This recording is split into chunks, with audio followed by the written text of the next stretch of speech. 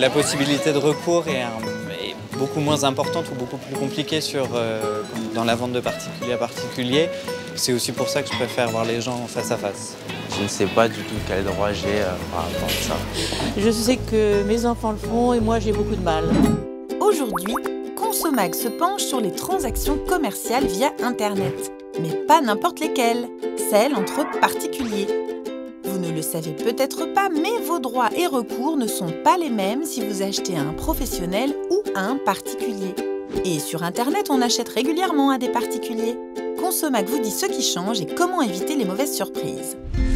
Donc, lorsque vous achetez un bien à un particulier, cela signifie que votre transaction n'est pas régie par le Code de la consommation, que vous ne pouvez pas bénéficier du délai de rétractation prévu pour les achats à distance, ni de la garantie légale de conformité.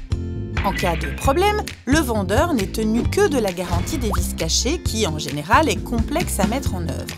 Bref, vous l'aurez compris, mieux vaut que tout se passe bien car vos recours sont très faibles.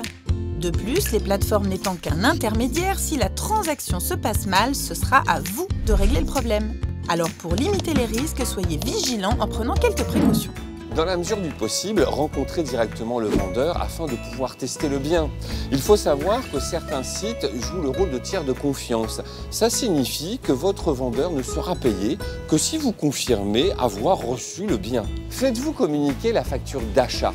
Ça va vous permettre de faire fonctionner la garantie commerciale si elle est toujours en vigueur et surtout d'éviter les biens volés.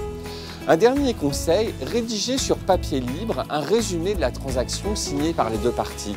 Ça permet d'éviter des fraudes. Par exemple, quelqu'un qui va vous vendre son téléphone portable et déclarer ensuite qu'on lui a volé. L'opérateur le bloquera à distance et vous vous retrouverez avec quelque chose qui sera inutilisable.